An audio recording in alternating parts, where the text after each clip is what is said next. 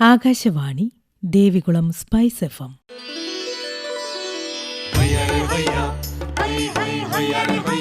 കിസാൻ വാണി.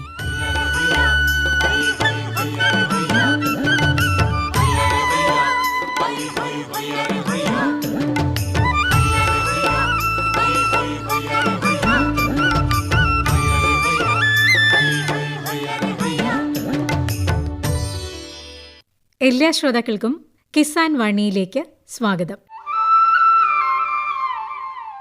ഈ പരിപാടിയുടെ പ്രായോജകർ കേന്ദ്ര കൃഷി കർഷകക്ഷേമ മന്ത്രാലയം, ഭാരത സർക്കാർ.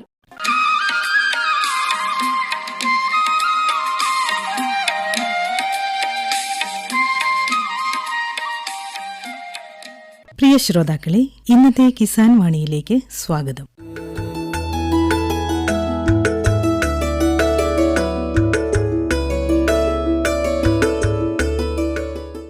കേന്ദ്ര കൃഷി മന്ത്രാലയം നാളെ വനിതാ കർഷക ദിനമായി ആചരിക്കുകയാണ്. അതിനോടനുബന്ധിച്ച് ഇന്ന് ഈ പരിപാടിയിൽ മാങ്കുളം ആനക്കുളത്തെ വനിതാ കർഷകയായ ശ്രീമതി അശ്വതി പ്രകാശ് കുന്നുംപുറത്ത് തന്റെ കാർഷികാനുഭവങ്ങൾ പങ്കുവയ്ക്കുന്നു. കാർഷിക രംഗത്ത് പ്രത്യേകിച്ച് ഇടുക്കി ജില്ലയിൽ പുരുഷന്മാരോടൊപ്പം തന്നെ പ്രാധാന്യത്തോടു കൂടിയിട്ട് മേഖലയിൽ പ്രവർത്തിക്കുന്നവരാണ് സ്ത്രീകൾ. ഇന്ന് നമ്മോടൊപ്പമുള്ള കർഷക മാങ്കുളം ഗ്രാമപഞ്ചായത്തിൻ്റെ അങ്ങേ തലയ്ക്കൽ കിടക്കുന്ന ഗ്രാമമാണ് ആനക്കുളം. ആനക്കുളം ഗ്രാമത്തിലെ അശ്വതി പ്രകാശ് കുന്നുംപുറത്താണ് നമ്മോടൊപ്പമുള്ളത്. ഭക്ഷ്യവിള കൃഷിയിൽ, പച്ചക്കറി കൃഷിയിലൊക്കെ നന്നായി ശ്രദ്ധിക്കുന്ന, നാണ്യവിളകളുടെ പരിപാലനത്തിൽ പോലും നന്നായി ശ്രദ്ധിക്കുന്ന ഒരാളാണ് അശ്വതി. നമസ്കാരം. എന്തൊക്കെയാണ് ഇപ്പോഴത്തെ കാർഷിക പ്രവർത്തനങ്ങൾ? ഇപ്പം ചെറിയ കൃഷികളാണ് ചെയ്തുകൊണ്ടിരിക്കുന്നത്. ചേന, കപ്പ, വാഴ അങ്ങനെയുള്ള കൃഷികൾ, പച്ചക്കറി, പയറ്, പാവൽ അങ്ങനെയുള്ള കൃഷികളെല്ലാം ചെയ്യുന്നുണ്ട്. പിന്നെ കൊടി, കൊക്കോ അങ്ങനെ നമുക്ക് പരമ്പരാഗതമായിട്ടുണ്ട്. അത് സംരക്ഷിച്ചു പോരുന്നുണ്ട്. എന്തോരമുണ്ട് സ്ഥലം? സ്ഥലം 2.5 ഏക്കർ. അപ്പോൾ 2.5 ഏക്കർ സ്ഥലത്താണ് നമുക്ക് കുരുമുളകുണ്ട്, കൊക്കോയുണ്ട്, റബ്ബറുണ്ട്. അതോടൊപ്പം തന്നെയാണ് പച്ചക്കറികളും, അതോടൊപ്പം തന്നെ ഭക്ഷ്യവിളകളായിട്ടുള്ള കപ്പ, ഈ ചേന, ചേമ്പ്, ഇതൊക്കെ ഒരു കാലഘട്ടത്തിൽ വളരെ സമൃദ്ധമായിട്ട് ഉൽപ്പാദിപ്പിച്ചിരുന്നു മലയോര മേഖലയിലെ വീട്ടമ്മമാരും മലയോര മേഖലയിലെ കർഷകരുമൊക്കെ. പക്ഷെ അത് പിൽക്കാലഘട്ടത്തിൽ കുറയാനുണ്ടായൊരു സാഹചര്യം എന്താണ്? നമ്മുടെ ഈ നാട്ടിൽ നമുക്ക് മൃഗങ്ങളുടെ ശല്യമാണ് ഏറ്റവും കൂടുതൽ. അതുകൊണ്ടാണ് ഇവിടെ ഒരു പ്രശ്നം. എന്ത് സാധനം നമുക്ക് ഒരു വളം ഇട്ടില്ലേലും വലിയ കീടശല്യവും ഇല്ലാത്തൊരു പ്രദേശമാണ്. നാട്ടിൻപുറത്തെ വെച്ച് നമുക്ക് നല്ല രീതിയിൽ വിളവും ഉണ്ടാകുന്നുണ്ട്. ഞങ്ങൾ പാട്ടമെടുത്ത കുടുംബശ്രീ സ്ത്രീകൾ കൂടി ഗ്രൂപ്പുകൾ ചേർന്ന് ഞങ്ങൾ നല്ല രീതിയിൽ കൃഷി ചെയ്തു വന്നു. ആ സമയത്ത് നമ്മുടെ തൊഴിലുറപ്പ് പദ്ധതിയുടെ ഒരു 2 വർഷം ഞങ്ങൾക്ക് സഹായം കിട്ടി. 100 പണിയിൽ നമുക്ക് വേലി കെട്ടാൻ അങ്ങനെയൊക്കെ. ആ സമയത്ത് നല്ല രീതിയിൽ 2 വർഷം ചെയ്ത് അതിൽ നിന്ന് ലാഭം ഉണ്ടായിരുന്നു. പക്ഷെ നമ്മൾ തന്നെ ജൈവവേലി ഉണ്ടാക്കുകയും കൃഷിയെല്ലാം കൂടി ചെയ്യുകയും ചെയ്ത് കഴിയുമ്പോൾ നമുക്ക് ഈ തൊഴിലുറപ്പിൻ്റെ ഒരു ചെറിയ സഹായം കിട്ടിയപ്പം ഞങ്ങളുടെ 1-ാം വാർഡ് എന്ന് പറയുന്ന പ്രദേശത്താണ് ഞാൻ താമസിക്കുന്നത്. അവിടെ ഒരു 5 ഗ്രൂപ്പ് പ്രവർത്തിച്ചു. 5 ഗ്രൂപ്പും ലാഭകരമായിരുന്നു. മൃഗശല്യം ഉണ്ടായത് വേലി ഞങ്ങൾക്ക് ഈ തൊഴിലുറപ്പിൻ്റെ പദ്ധതിയിൽ കെട്ടാനുള്ള പണം ഞങ്ങൾ തന്നെ കെട്ടിക്കൊണ്ട് ആ കൂലി ഞങ്ങൾക്ക് കിട്ടുകയും, പിന്നെ വളം അവിടെ എല്ലാവരും പശു, ആട് അങ്ങനെയൊക്കെ വളർത്തി അതിൽ നിന്നുള്ള വളങ്ങളും മരുന്നുകളും ഒക്കെയാണ് ഉപയോഗിച്ച് നമ്മുടെ ഈ നാട്ടിൽ തന്നെ ഉണ്ടാക്കുന്ന കൃഷിഭവൻ മുഖേനയൊക്കെ നമ്മളെ പഠിപ്പിച്ച ആ വളങ്ങളും കീടനാശിനിയൊക്കെയാണ് നമ്മൾ ഉപയോഗിക്കുന്നത്. അപ്പോൾ നല്ല രീതിയിൽ വന്നിട്ട് നമുക്ക് മൃഗശല്യം വലിയൊരു പ്രശ്നം തന്നെയാണ്. അപ്പോൾ കാട്ടുമൃഗശല്യം വർദ്ധിച്ചതുകൊണ്ടാണ് ഭക്ഷ്യവിള കൃഷിയിൽ നിന്ന് ആളുകൾ പിന്നോക്കം പോകുന്നതെന്നാണ് എല്ലായിടത്തും പറയുന്നത്. പക്ഷേ അതിനെ പ്രതിരോധിക്കാനായിട്ട് നിങ്ങൾ വേലി കെട്ടി. എന്ത് വേലിയാണ് കെട്ടിയത്? ഞങ്ങൾ ജൈവവേലി ആയിരുന്നു നമുക്ക് അനുവദനീയം ഈ തൊഴിലുറപ്പിൽ കൂടി. പിന്നെ നമുക്ക് കളറൊക്കെ ഉള്ള ഡ്രസ്സുകൾ അങ്ങനെയൊക്കെയുള്ള നമ്മുടെ സ്വയസിദ്ധമായ നമ്മുടെ കാരണവന്മാർ പറഞ്ഞു തന്ന ചില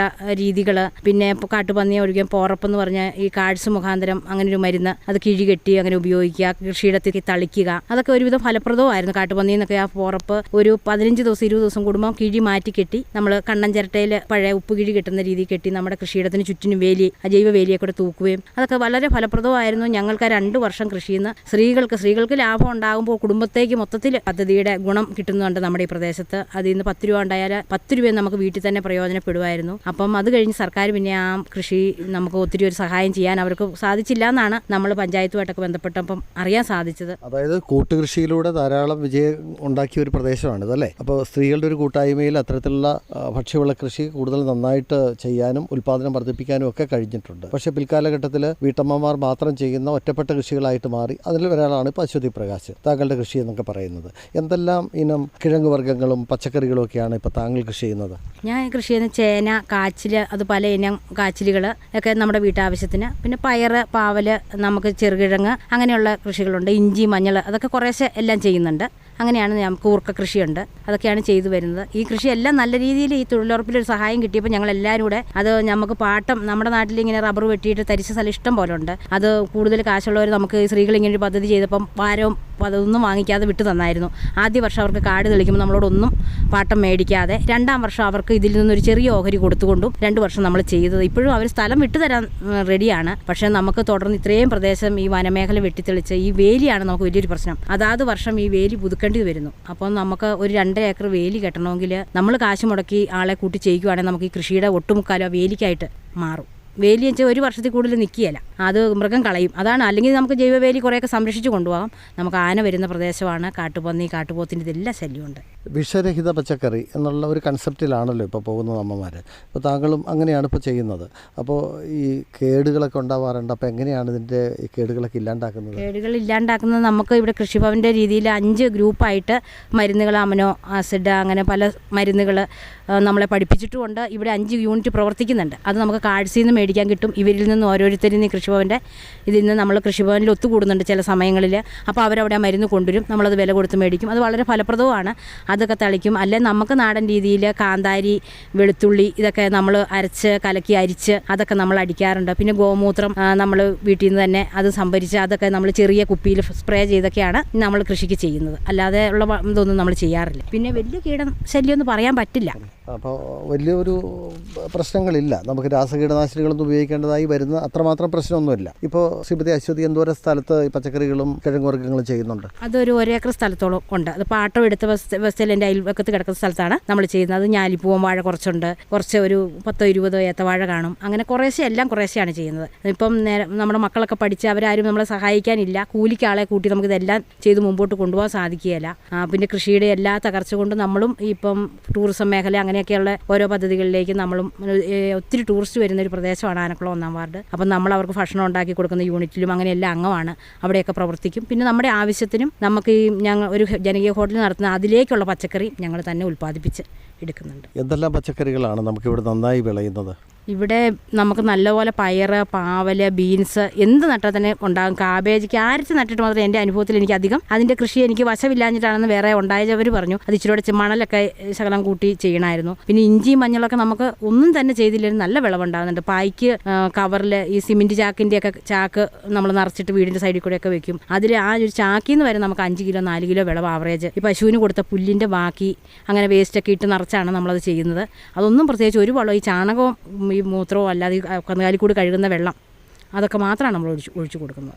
അപ്പോൾ താങ്കൾക്ക് കാലി വളർത്തലുണ്ട്? കാലി വളർത്തലുണ്ട്. എത്ര പശുക്കളുണ്ട്? ഒരു പശു ഒരു കിടാവേ ഉള്ളൂ. എന്തായാലും നമുക്ക് അത്യാവശ്യം നമ്മുടെ കാർഷിക പ്രവർത്തനങ്ങൾക്ക് ആവശ്യമായ പച്ചക്കറി കൃഷിക്കൊക്കെ ആവശ്യമായിട്ടുള്ള ചാണകമൊക്കെ നമുക്ക് ലഭിക്കുന്നുണ്ട്. ചാണകവും മൂത്രവും തൊഴുത്ത് നമ്മൾ ക്ലീൻ ചെയ്യുമ്പോൾ കിട്ടുന്നതെല്ലാം നമ്മൾ അതിന് വേണ്ടിയിട്ട് ഉപയോഗിക്കുന്നുണ്ട് അല്ലേ? സമീപകാലത്തായിട്ട് ശ്രീമതി അശ്വതിക്ക് എനിക്ക് ഇത്രത്തോളം വിളവ് കിട്ടിയല്ലോ, ഈ വിള ഇത്രത്തോളം കായ്ച്ചല്ലോ എന്ന് തോന്നിയ വിസ്മയം പകർന്നത് ഏത് പച്ചക്കറി ഉൽപ്പാദനത്തിലായിരുന്നു? പച്ചക്കറി ഞാൻ ഈ അടുത്ത നാളിൽ വിരിവാറ എന്ന് പറയുന്ന ഈ പഞ്ചായത്തിൽപ്പെട്ട സ്ഥലത്ത് നിന്ന് തന്നെ ബീൻസിൻ്റെ കുറ്റി ബീൻസ് കൊണ്ടുവന്നു. അതിങ്ങനെ കൊലച്ച് നമുക്ക് സാധാരണ ഞാൻ എപ്പോഴും നട്ടുകൊണ്ടിരുന്ന 2-3 ഇതായിട്ടുണ്ടാകുന്നത്. ഇത് കുറ്റിച്ച് നിറച്ച് കായ്ച്ച ഒരു സംഭവം. അതിൻ്റെ വിത്തെടുത്ത് ഞാൻ എൻ്റെ കൂട്ടുകാർക്കെല്ലാം ആ വിത്ത് കൊടുക്കുകയും ചെയ്തു. നല്ലതായിട്ട് എനിക്കൊരു വിളവ് അത് ഒരു 10 ചോടയിൽ നിന്ന് തന്നെ നമ്മൾ ഉദ്ദേശിച്ചതിൻ്റെ 4 ഇരട്ടി വിളവ് കിട്ടിയിട്ടുണ്ട്. അത് ആളുകൾ പറഞ്ഞ് ചാണകം, കഞ്ഞിവെള്ളം ഉപയോഗിച്ച് അത് ഇവിടുത്തെ ഈ ചേട്ടൻ പറഞ്ഞതായിരുന്നു. കഞ്ഞിവെള്ളവും കഞ്ഞിയൊക്കെ പുളിപ്പിച്ച് ഈ ചാണകത്തിൻ്റെ കൂടെ സെബാസ്റ്റ്യൻ ചേട്ടൻ പറഞ്ഞു തരിക. ഞങ്ങൾ കൃഷിഭവനിൽ ഒത്തുകൂടുന്ന പല സന്ദർഭങ്ങളുണ്ട്. കാഴ്ചയിലും ഒക്കെ ഒത്തുകൂടുന്നതാണ്. അപ്പോൾ അങ്ങനെ പറഞ്ഞു തരുന്ന അതിൻ്റെ അനുഭവത്തിൽ നിന്ന് ചേട്ടനൊക്കെ ഒത്തിരി കൃഷി പരിചയമുള്ള ഒരാളാണ്. അപ്പോൾ ഞങ്ങൾക്ക് പറഞ്ഞു തന്ന അനുഭവങ്ങൾ, പിന്നെ ഇപ്പോഴത്തെ കൃഷി ഓഫീസർ നമുക്ക് ഒത്തിരി അറിവ് എപ്പോൾ വിളിച്ച് ചോദിച്ചാലും എന്ത് കാര്യത്തെക്കുറിച്ചും കൃഷിയുടെ ഏത് കാര്യത്തെക്കുറിച്ചും നല്ല രീതിയിൽ നമുക്ക് പറഞ്ഞു തരിക. ഇപ്പോൾ മാങ്കുളം പഞ്ചായത്തിൽ എനിക്ക് ഒരു 40 വർഷത്തെ പരിചയം വെച്ച് ഇത്രയും നല്ലൊരു കൃഷി ഓഫീസർ പറയാൻ വിട്ടുപോയി. നല്ലൊരു കൃഷി ഓഫീസർ. അത് ഞാൻ ഒരാൾ പറയുന്നതല്ല, ഈ മാങ്കുളം പഞ്ചായത്തിലെ മൊത്തം ജനങ്ങളും പറയുന്നൊരു കാര്യം. അതൊരു അവിടെ ഒരു സഹായം വന്നാൽ നമ്മൾ ആരും അറിയാതെ പോകുന്നില്ല. ആദിവാസികൾ ഉൾപ്പെടുന്ന മേഖലയാണ് ഇവിടെ. പക്ഷേ ആദിവാസികളുടെ അവർ വരെ എല്ലാ വിവരങ്ങളും കൃത്യം അറിയുന്നു എന്നുള്ളതാണ്. അതറിഞ്ഞിട്ട് നമുക്ക് വേണ്ടാഞ്ഞിട്ട് നമ്മൾ നമ്മൾ കൈപ്പറ്റാത്തതല്ലാതെ അവിടെ കിട്ടുന്ന എല്ലാ സഹായവും മാങ്കുളത്ത് 13 വാർഡിലെ എല്ലാ വീടുകളിലും എത്തുന്നു എന്നുള്ള കൃഷിഭവൻ്റെ ഒരു ഇപ്പോഴിരിക്കുന്ന കൃഷി ഓഫീസറുടെ വിജയം എന്നാ പറയും. തീർച്ചയായിട്ടും അത് കണ്ടോ, അതാണ് ഒരു പ്രദേശത്തെ കൃഷി ഓഫീസർക്ക് ഇത്രമാത്രം ജനസമ്പർക്കത്തിൽ ഏർപ്പെടാൻ കഴിയുന്നു എന്നുള്ളത് കർഷകർക്ക് വലിയൊരു ആവേശം പകരുന്നു. പ്രത്യേകിച്ച് കാർഷിക രംഗത്ത് നിന്ന് മടുപ്പോടുകൂടി ആളുകൾ പിന്മാറുന്നൊരു ഘട്ടത്തിൽ കൃഷിഭവൻ കൈത്താങ്ങാകുന്നുവെന്ന് അശ്വതിയെ പോലെ ഒരുപാട് ആളുകൾ ഇപ്പോൾ പറയുന്നു എന്നുള്ളത് സന്തോഷകരമായ കാര്യമാണ്. ഇനി മറ്റൊരു കാര്യമുള്ളത്, മാർക്കറ്റിംഗ് വലിയ പ്രശ്നമാണ് നമ്മളിവിടെ ഉൽപ്പാദിപ്പിച്ചാൽ. അതെ, ഞാൻ കൂൺ കൃഷി ചെയ്ത ഒരാളാണ്.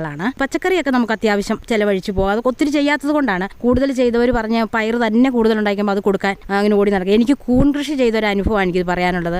ആദ്യ സമയത്ത് എനിക്ക് കുറച്ചൊക്കെ ഉണ്ടായി, ഒരു 10 പാക്കറ്റ് അങ്ങനെയൊക്കെ പഠിച്ചു തുടങ്ങിയത്. അത് കഴിഞ്ഞപ്പോൾ കൃഷി ഓഫീസറും പറഞ്ഞു 100 ബഡ് ഇടുവാണെങ്കിൽ നിങ്ങൾക്ക് ഇതൊരു സബ്സിഡിയൊക്കെ ഉണ്ട്. ഇത് അപ്പോൾ എനിക്ക് ചിലവാകുമെന്നൊരു ഭയം ഉണ്ടായിരുന്നു. എന്നാലും ഞാൻ ആദ്യമൊക്കെ ചെയ്തു. എനിക്ക് 4 കിലോ 7 കിലോ 10 കിലോ ഒക്കെ ഉണ്ടായ സമയത്ത് നമുക്കിത് വിറ്റഴിക്കാൻ ഒരു മാർഗ്ഗവും ഇല്ല. ഈ നമ്മുടെ പ്രദേശത്ത് ഈ മീനും ഇറച്ചിയൊക്കെ ഉപയോഗിക്കുന്നവർക്ക് കൂണിനെ കുറിച്ച് കൂടുതൽ അറിവുമില്ല. എന്നാൽ കൂൺ ഇഷ്ടമാണ് ആളുകൾക്ക്. പക്ഷേ 35 രൂപ 100 ഗ്രാം അങ്ങനെ 200 ഗ്രാമിൻ്റെ പാക്കറ്റാക്കി കാർഡ്സിലും കുറച്ച്. പക്ഷെ നമുക്ക് എന്നും ഇത് ഉണ്ടാകുമ്പോൾ ഇത് ചിലവഴിക്കുകയില്ല. ഇപ്പം ഞാൻ നിർബന്ധിച്ച് എനിക്ക് എല്ലാ വീട്ടിലും കൊണ്ട് കൊടുത്താൽ വാങ്ങിക്കുക. അവർക്ക് ആവശ്യമില്ലാതെ ഇതെനിക്ക് ചിലവഴിക്കാൻ വേണ്ടി കൊടുത്തുകൊണ്ട് എനിക്കിപ്പം ഇഷ്ടം പോലെ പൈസ വെളിയിൽ നിന്ന് കിട്ടാനുണ്ട്. അവർ ആവശ്യപ്പെട്ടിട്ടില്ല, എനിക്ക് സാധനം കൊടുത്തേ മതിയാവൂ. ഒരു ദിവസത്തിൽ കൂടുതൽ ഇത് പറിച്ചിട്ട് വെച്ചുകൊണ്ടിരിക്കാൻ പറ്റില്ല. ഇപ്പം നിലവിൽ എനിക്ക് ഇതില്ലാത്തത് കൊണ്ട് വിൽക്കാൻ സംവിധാനം ഇല്ലാത്തതുകൊണ്ട് ഞാൻ നിർത്തി വെച്ചേക്കുവാണ്. ഞാനത് ചെയ്തിട്ട് എനിക്ക് നല്ല രീതിയിലൊരു ആത്മസന്തോഷം ഉണ്ടായ ഒരു കാര്യമാണ്. ഞങ്ങൾ 3 സ്ത്രീകൾ കൂടി അയൽവക്കത്തെ ആദ്യം ഞാൻ പോയി പഠിച്ചിട്ട് വന്നു. കൃഷിഭവനിൽ വന്നപ്പോൾ പഠിച്ചിട്ട് വന്നു. എൻ്റെ അടുത്ത 2 പേരെയും കൂടെ ചേർത്ത് അവരെയും കൂടെ കാണിച്ചു കൊടുത്ത് ഞങ്ങളിത് ചെയ്തു. നല്ല രീതിയിൽ കൂണ് ഉണ്ടായി. വേനൽക്കാലത്ത് ചണഞ്ചാക്കൊക്കെ നനച്ച് തണുപ്പ് കൊടുക്കുകയും കൃഷി ഓഫീസർ വന്ന് പറഞ്ഞു തരിക എല്ലാം ചെയ്തു. എനിക്ക് സബ്സിഡി ഒരു പ്രാവശ്യം കിട്ടിയതാണ്. പക്ഷേ ഇത് വിറ്റഴിക്കാൻ എന്തെങ്കിലും മാർഗ്ഗം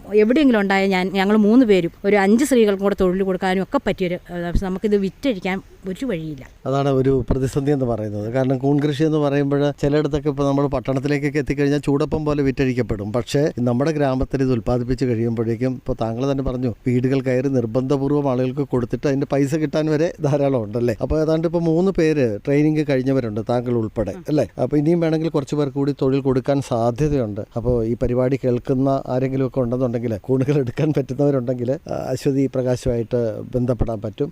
അത്തരത്തിൽ നിങ്ങളെ സഹായിക്കാൻ കഴിയും എന്നുള്ളതാണ് വലിയൊരു കാര്യമായിട്ടുള്ളത്. ഇനി മറ്റ് കൃഷികൾ, അതായത് ഇപ്പോൾ താങ്കൾ എവിടെയാണ് ജനിച്ചു വളർന്ന ആളാണ്? ഞാൻ ജനിച്ചു വരുന്നത് കോട്ടയം ജില്ലയിലാണ്, കുമരകത്താണ്. അവിടുന്ന് വർഷങ്ങളായി എൻ്റെ അച്ഛനും അമ്മയൊക്കെ ആയിട്ട് ഞങ്ങൾ ഇടുക്കി ഇവിടെ ഈ മാങ്കുളത്ത് വന്നിട്ട്. അപ്പം നമ്മുടെ ബന്ധുക്കൾ മാത്രമേ അവിടെ ഉള്ളൂ. അച്ഛനും അമ്മയും ഞാനടങ്ങുന്ന എൻ്റെ കുടുംബം എല്ലാം ഇവിടെയാണ്. അപ്പം നമ്മൾ ഈ കൃഷിയായിട്ട് തന്നെയാണ് ബന്ധപ്പെട്ട് പോകുന്നത്. ഇപ്പോൾ അടുത്ത തലമുറ, എനിക്ക് 3 മക്കളുള്ളവരും അവരൊക്കെ പഠിക്കുക, നമ്മുടെ ഈ കഷ്ടപ്പാടും പ്രയാസവും അതിൽ നിന്ന് കിട്ടുന്ന മൂല്യത്തിൻ്റെ കുറവും കണ്ടതുകൊണ്ടായിരിക്കാം അവരാരും കൃഷിയിലേക്ക്, എന്നാൽ കൃഷി അവർക്ക് ഇഷ്ടമാണ്. ആടും കുഞ്ഞും കോഴിക്കുഞ്ഞും ഇതെല്ലാം കാണുന്നവർക്ക് ഭംഗിയും സന്തോഷവും ഒക്കെയാണ്. പക്ഷെ അവരിതിൽ ഉറച്ചു നിന്ന് അവരോട് ഞാൻ പറയുമ്പോൾ അവർ പറയും, ഇപ്പം ഞങ്ങൾ പഠിക്കാൻ പ്രയാസപ്പെട്ട ഒരു കാലം, അമ്മയും അച്ഛനും ഒക്കെ പൈസ മുടക്കാൻ ഇവർ കാണുന്നതാണ്, അറിയുന്നതാണ്. എൻ്റെ 2 മക്കൾ പഠിച്ച് വിദേശത്ത് ജോലി ചെയ്യുന്നുണ്ട് നിലവിൽ. ഒരാൾ പഠിച്ചുകൊണ്ടിരിക്കുന്നു എഞ്ചിനീയറിങ്ങിന്. അവരോട് നമുക്കിതിലേക്ക് അവരെ പൂർണ്ണമായിട്ടും പിന്തിരിപ്പിക്കാൻ നമുക്ക് സാധിക്കില്ല. അവർ നമ്മളോട് ചോദിക്കുന്ന ചോദ്യം, ജോലിയുള്ള നമ്മുടെ ബന്ധുക്കളുടെ അവസ്ഥ വെച്ച് തുലവും നമ്മൾ അതിൽ കൂടുതൽ കഷ്ടപ്പെടുന്ന നമ്മൾ താഴെയാണ്. പക്ഷെ നമ്മുടെ കൃഷിയും ഈ ഉൽപ്പന്നങ്ങളുടെ പ്രശ്നവും ഇതൊക്കെയാണ്. കാർഷിക രംഗത്ത് തീർച്ചയായിട്ടും കർഷകൻ വേണ്ട തരത്തിൽ പരിഗണിക്കപ്പെടുന്നില്ല, വരുമാനം ലഭിക്കുന്നില്ല. അതുകൊണ്ട് തന്നെ മറ്റ് തൊഴിൽ മേഖലകൾ തേടിപ്പോവുകയാണ് പുതിയ തലമുറ. താങ്കൾ പറഞ്ഞത് വളരെ കൃത്യമായിട്ടുള്ള ഒരു കാര്യമാണ്. അപ്പോൾ ഇതിനൊരു പരിഹാരം ഉണ്ടാവണമെന്നുണ്ടെങ്കിൽ തീർച്ചയായിട്ടും മറ്റുള്ള ഉദ്യോഗസ്ഥർക്ക് ലഭിക്കുന്ന അത്രത്തോളം വരുമാനം ഇതിലേക്ക് കിട്ടുമെന്നുണ്ടെങ്കിൽ നമ്മുടെ കുഞ്ഞുങ്ങളുമൊക്കെ ഇതിലേക്ക് തിരിച്ചു വന്നിട്ട് കാർഷിക രംഗത്ത് പ്രവർത്തിക്കും. അത് ഏറ്റവും അടിയന്തരമായിട്ട് വരേണ്ട ഒരു കാര്യം തന്നെയാണ്. ഇനി മറ്റൊരു കാര്യമുള്ളത്, ആനക്കുളം എന്ന് പറയുമ്പോൾ ഒരു ടൂറിസം മേഖലയായിട്ടാണ് എല്ലാവരും പറയുന്നത് അല്ലേ. ആ ടൂറിസം സാധ്യത അടുത്ത കാലത്തായിട്ട് എത്രത്തോളം പ്രദേശവാസികൾ പ്രയോജനപ്പെടുത്തിയിട്ടുണ്ട്? അതിന് എന്തെങ്കിലും ഒരു ഗുണം ഉണ്ടാവുന്നുണ്ട്. ഇപ്പം ഞങ്ങൾ തന്നെ സ്ത്രീകൾ, ഞങ്ങൾ ഗ്രൂപ്പുകൾ ചേർന്ന് അവിടെ വരുന്നവർക്ക് ഗസ്റ്റുകൾക്ക് ഭക്ഷണം ഉണ്ടാക്കി കൊടുക്കുന്നുണ്ട്. ഞാൻ ഈ കൂൺ ഉൽപ്പാദിപ്പിക്കുന്നത് സീസൺ സമയത്ത് ഞാനൊരു ജനകീയ ഹോട്ടലിൽ അവിടെ പാക്ക് ചെയ്ത് വെക്കും. ടൂറിസ്റ്റുകൾ വരുമ്പോൾ ഞാൻ 100 ഗ്രാമിന് 35 എന്ന് പറഞ്ഞാൽ അവർ 50 രൂപ എനിക്ക് അതിന് എടുത്ത് തന്നിട്ട് പലരും കൊണ്ടുപോയ അനുഭവം എനിക്കുണ്ട്. പക്ഷേ നമ്മൾ എല്ലാ ദിവസവും ഒരേ ഇതിൽ നമുക്ക് വിളവ് കൂടുതലാണ്, അല്ലെങ്കിൽ ഞാൻ തുടർന്ന് ചെയ്യാൻ നിർബന്ധിത ആയതായിരുന്നു. പക്ഷേ എല്ലാ ദിവസവും ടൂറിസ്റ്റുകളില്ല. എല്ലാ ദിവസവും നമുക്ക് ഒരേ വിളവല്ല കിട്ടുന്നത്. ചില ദിവസം നമുക്ക് 5 കിലോ ഉണ്ടായാൽ ചില ദിവസം 15 കിലോ ഉണ്ടാകും. അത് വിറ്റ് നമുക്ക് കഴിക്കാനും ഒരേ ഇതല്ല, അവസ്ഥയല്ല. അതാണ് ടൂറിസമായിട്ട് എന്ത് പഴങ്ങളോ എന്ത് സാധനം ഇപ്പോൾ അവിടെ പറിച്ചു വെച്ചാലും, നമുക്ക് ചക്കയുള്ള സമയത്ത് ഒരു ചക്ക മുറിച്ച് വെട്ടി ചുള കൊടുത്താലും നമുക്കത് പൈസയാണ്. ടൂറിസം ആയിട്ട് ഒത്തിരി ഒരു പേരയ്ക്ക പറിച്ച് നമുക്കവിടെ നാട്ടിൽ വേണ്ട ആർക്കും ഇഷ്ടംപോലെ പേരയ്ക്ക പഴുത്ത് കിടക്കുന്നു, നാരങ്ങ പഴുത്ത് കിടക്കുന്നു. അതൊക്കെ ഈ വരുന്നവർക്ക് നമ്മൾ പറിച്ച് കൊടുത്തു കഴിഞ്ഞാൽ ഞങ്ങൾ സത്യത്തിൽ ഞങ്ങൾക്ക് സന്തോഷം ഇത് ഇവർ കൊണ്ടുപോകും. ഞങ്ങൾ നാരങ്ങയൊക്കെ വെറുതെ പറിച്ചിട്ട് കൊടുക്കും, ചക്കയൊക്കെ ഇട്ട് വണ്ടിയൊക്കെ കയറ്റി കൊടുത്തു വിടും. നമ്മൾക്കൊരു സന്തോഷമാണ്. ഇത്രയും പോകുന്ന സാധനം അവരുടെ നാട്ടിലില്ല. ചെന്നൈയിൽ നിന്നൊക്കെ വരുന്നവർക്ക് ഞങ്ങൾ ഒരു ചക്കച്ചോളം തരുമ്പോൾ അവർ പറയുമ്പോൾ ഞങ്ങൾ ഈ തിരക്കിനിടയിലും തോട്ടിയൊക്കെ കെട്ടി അവരെയും കൂട്ടിപ്പോയി ചക്കയൊക്കെ ഇട്ട് കൊടുത്തു വിടാറുണ്ട്. അത് നമുക്ക് ആനക്കുളത്തിന്റെ പ്രധാനപ്പെട്ട ആകർഷണം എന്താ? ആനക്കുളത്തേക്ക് ആനയാണ്. ആന വരുന്ന പ്രദേശത്തിന് തൊട്ടടുത്തൊരു താമസക്കാരിയാണ് ഞാൻ. ഇന്നിപ്പോൾ രാവിലെ 7:30 ആയപ്പോഴും 25 എണ്ണമെങ്കിലും നിപ്പുണ്ട്. അത് കണ്ടിട്ട് രാവിലെ ഇവർ തമ്മിൽ വഴക്കുണ്ട്. അവരെ കാണാൻ ഇന്ന് അധികം ആളുകളില്ലായിരുന്നു, മഴ സമയമായതുകൊണ്ട് ടൂറിസ്റ്റുകൾ കുറവായിരുന്നു. അപ്പം ഞാൻ അവരോട് പറയുകയും ചെയ്തു, മാന്യോടായിട്ട് പറഞ്ഞു, നിങ്ങളെ ഇന്ന് കാണാൻ ആളുള്ളപ്പോൾ നിങ്ങൾ വരികയില്ല സമയത്ത്, ഇന്ന് ആരും നിങ്ങളെ കാണാനില്ല എന്ന് പറഞ്ഞിട്ടാണ് ഞാനിപ്പോൾ ഇങ്ങോട്ട് ഈ കാര്യത്തിനായിട്ട് പോരുന്നത്. അതായത് ഒരുപക്ഷെ മറ്റൊരിടത്തും കാണാത്തൊരു പ്രത്യേകതയാണ്, ആനകൾ തൊട്ട് മുന്നിൽ വന്ന് നിൽക്കുന്നു ആനക്കുളത്തെ ഓരിവെള്ളം കുടിക്കാനായിട്ടല്ലേ. അത് അങ്ങനെയുള്ള കാഴ്ചകൾ സാധാരണഗതിയിൽ സായാഹ്നത്തിലാണോ പ്രഭാതത്തിലാണോ ഉണ്ടാവാറ്? ഇന്ന് പ്രഭാതത്തിലുണ്ടായിരുന്നു. സായാഹ്നത്തിൽ ഒരു നമുക്ക് 365 ദിവസത്തിൽ 300 ദിവസവും ഉറപ്പായിട്ടുണ്ട്. അതല്ലെങ്കിൽ രാത്രി വൈകിയായാലും വരും, അപൂർവ ദിവസങ്ങളിലാണ് വരാതിരിക്കുന്നത്. അപ്പോൾ ആനക്കുളത്തിനോട് അടുത്താണ് താങ്കൾ താമസിക്കുന്നത്.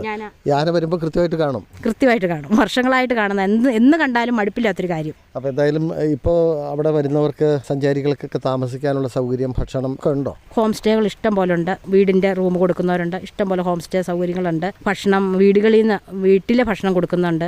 ഞങ്ങൾ സ്ത്രീകൾ നടത്തുന്ന ചെറിയ ചെറിയ ഹോട്ടലുകൾ സംവിധാനമുണ്ട്. ഭക്ഷണത്തിനും നാടൻ ഭക്ഷണമാണ്, അവിടെ കെമിക്കൽ അങ്ങനെ ചേർത്തൊന്നും ഉണ്ടാക്കി കൊടുക്കാൻ അറിയില്ല. നാടൻ രീതിയിലുള്ള അത് പുറത്തുനിന്ന് വരുന്ന ഒരു 90% ആളുകൾക്ക് ഇഷ്ടപ്പെടാറുണ്ട്. കപ്പ, കാന്താരി, ചേന പുഴുങ്ങിയത്, ചക്കപ്പുഴുക്കൊക്കെ ചെയ്തു കൊടുക്കാറുണ്ട്. എന്തായാലും ഈ വേറിട്ട സംസാരം തീർച്ചയായിട്ടും മറ്റുള്ളവർക്ക് ഊർജ്ജം പകരാതിരിക്കില്ല. കാരണം അശ്വതി പ്രകാശും കൂട്ടുകാരും അതേപോലെ കൃഷിയെ സ്നേഹിക്കുന്നു. ഒരു കാർഷിക ഗ്രാമത്തെ എങ്ങനെയെങ്കിലും ഞങ്ങളുടെ ഗ്രാമത്തെ രക്ഷപ്പെടുത്തണം, അതിനു വേണ്ടിയിട്ട് നിങ്ങൾ എന്തെങ്കിലുമൊക്കെ സഹായം ചെയ്താൽ, സപ്പോർട്ട് ചെയ്താൽ നന്ദിയുണ്ട്, കടപ്പാടുണ്ടെന്ന് പറയുന്ന ഒരു വീട്ടമ്മ കൂടിയിട്ടാണ്. കാരണം കൃഷി ഓഫീസറുടെ കാര്യം നിങ്ങൾ അങ്ങനെ പറഞ്ഞു അല്ലേ. അപ്പോൾ അതുകൊണ്ട് തന്നെ കാർഷിക രംഗത്ത് നിങ്ങളുടെ പ്രവർത്തനങ്ങൾ പാഴായി പോകില്ല എന്ന് തന്നെയാണ് എനിക്ക് പറയാനുള്ളത്. തീർച്ചയായിട്ടും സമീപഭാവിയിൽ ഈ കപ്പയും കാച്ചിലും ചേനയും ചേമ്പും പച്ചക്കറികളും ജൈവ രീതിയിൽ ഉൽപ്പാദിപ്പിക്കുന്നത് എത്ര വില കൊടുത്ത് വാങ്ങാനുള്ള ആളുകൾ നമ്മുടെ ഗ്രാമങ്ങളിലേക്ക് കടന്നു വരും. അതിന് കുറച്ച് സപ്പോർട്ട് നമ്മുടെ സർക്കാരിൻ്റെ ഭാഗത്തു നിന്നും മറ്റ് NGOകളുടെ ഭാഗത്തു നിന്നൊക്കെ ഉണ്ടായി കഴിഞ്ഞ് കഴിഞ്ഞാൽ ഒരുപാട് സന്തോഷമാകും. വീട്ടുവിശേഷങ്ങൾ കൂടി, ഭർത്താവ് പ്രകാശ് അല്ലേ, മക്കളുടെ പേരെന്തൊക്കെയാണ്? മക്കളുടെ പേര് നയന പ്രകാശ്, പ്രമോദ് പ്രകാശ്, സേതു പ്രകാശ്. 2 പേര് കർത്തറി ജോലി ചെയ്യുന്ന, മൂത്തവർ. ഇളയാൾ പഠിക്കുന്ന ബിടെക്കിന്. ഹസ്ബൻഡ് കൃഷി, റബ്ബർ ടാപ്പിംഗ് ഒക്കെ ചെയ്യുന്നു. എന്തായാലും കാർഷിക രംഗത്ത് മനസ്സർപ്പിച്ച് പ്രവർത്തിക്കുന്ന അശ്വതി പ്രകാശ്, കുന്നുംപുറത്ത് മാങ്കുളത്തിനടുത്ത് ആനക്കുള സ്വദേശിയായ അശ്വതി പ്രകാശാണ് തൻ്റെ കാർഷിക രംഗത്തെ അനുഭവങ്ങൾ, പ്രതിസന്ധികൾ ഒക്കെ പങ്കുവച്ചത്. ഇത്രയും കാര്യങ്ങൾ ശ്രോതാക്കളുമായി പങ്കുവച്ചതിന് നന്ദി. മാങ്കുളം ആനക്കുളത്തെ വനിതാ കർഷകയായ ശ്രീമതി അശ്വതി പ്രകാശ് കുന്നുംപുറത്തുമായി ഇതുവരെ സംസാരിച്ചത് ശ്രീ ആന്റണി മുനിയറ. ഈ പരിപാടിയുടെ പ്രായോജകർ കേന്ദ്ര കൃഷി കർഷകക്ഷേമ മന്ത്രാലയം, ഭാരത സർക്കാർ. എല്ലാ കിസാൻ വാണി ശ്രോതാക്കൾക്കും കൂപ്പുകൈ.